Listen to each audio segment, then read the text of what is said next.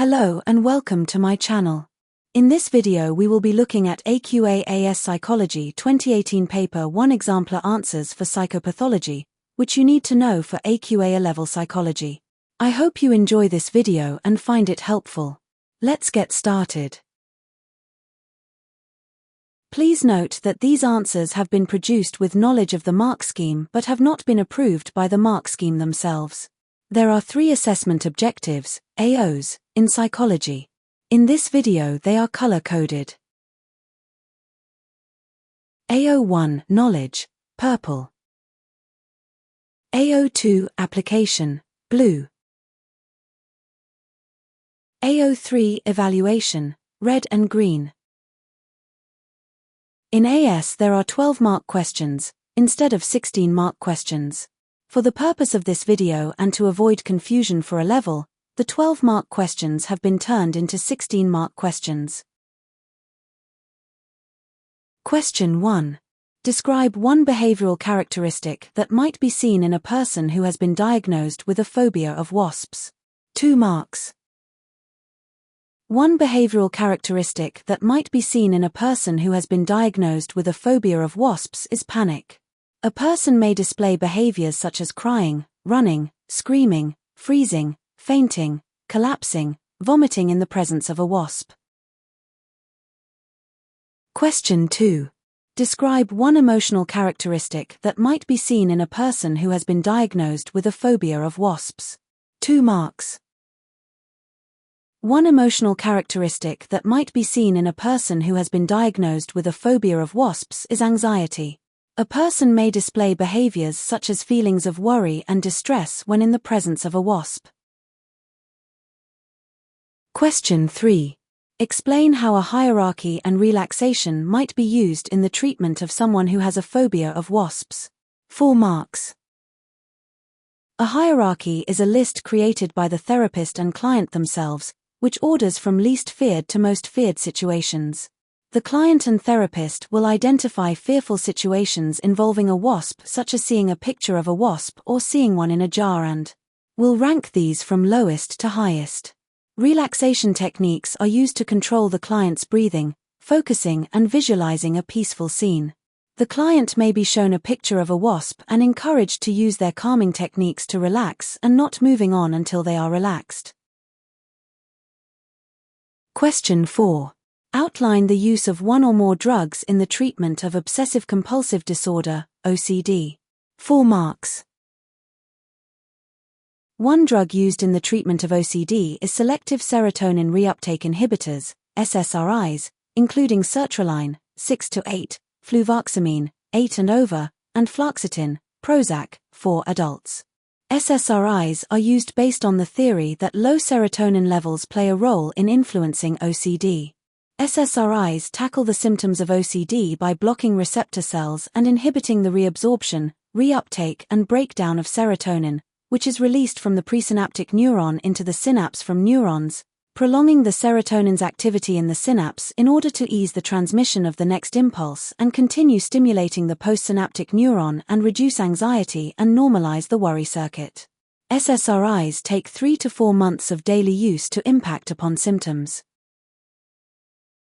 A second drug used in the treatment of OCD are anti-anxiety drugs including benzodiazepines, BZs, such as Valium and diazepam. BZs work by enhancing the action of the neurotransmitter GABA, gamma-aminobutyric acid. GABA lock onto GABA receptors and tell the neurons in the central nervous system to slow down and stop firing, and around 40% of the neurons in the brain respond to GABA. This means that BZs have a general quietening influence on the brain and consequently reducing anxiety and enhance relaxation, which is experienced as a result of the obsessive thoughts. Question 5. Discuss one or more cognitive explanations of depression. 16 marks.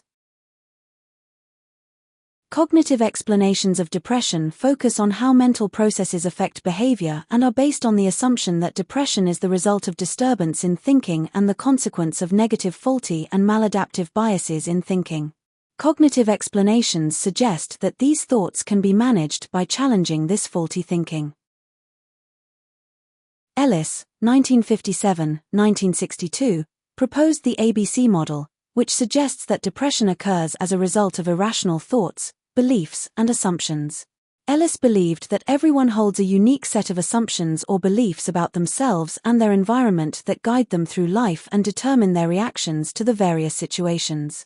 Some people have masturbatory thought processes, which causes them to impose unrealistic demands and expectations on oneself or others.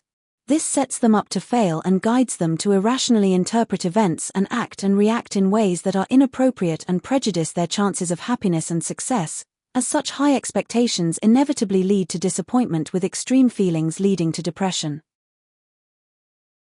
The model proposes that an activating adversity or event, A, in the environment triggers an irrational, or rational, or unrealistic negative belief, B, or thoughts about why the situation occurred, e.g. masturbation, utopianism, which then causes a consequence, C, in the form of an unhealthy emotion, feeling or behavior about the belief, e.g. anxiety, depression. In the case of depression, a person may be given a poor evaluation of their work, activating event. This may then trigger a person to irrationally believe that they are a complete failure and will never succeed, belief, which then may cause a person to never put effort into their work again and feel unhealthy emotions, such as worthlessness, consequence. These unhealthy emotional feelings of worthlessness result in depression.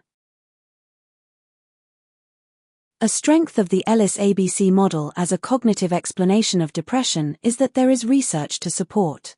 Alloy et al., 1999, used a sample of non-depressed college freshmen with no other diagnosed disorders. Half of the sample had a history of clinical depression, the other half did not. The students with a history of clinical depression demonstrated no symptoms at the beginning of the study. To begin, the students were given a test to measure their cognitive style. The students were identified as either high risk, HR, or low risk, LR, for depression based on their thinking patterns. The researchers carried out follow-up assessments every 6 weeks for 2.5 years and then every 4 months for an additional 3 years.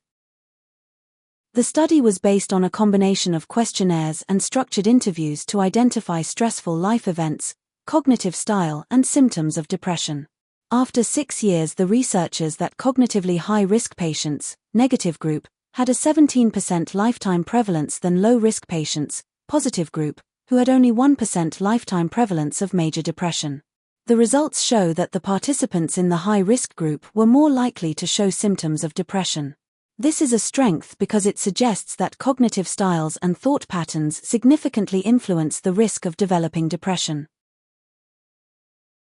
A limitation of the Ellis ABC model as a cognitive explanation of depression is that it only describes and explains reactive depression and not endogenous depression.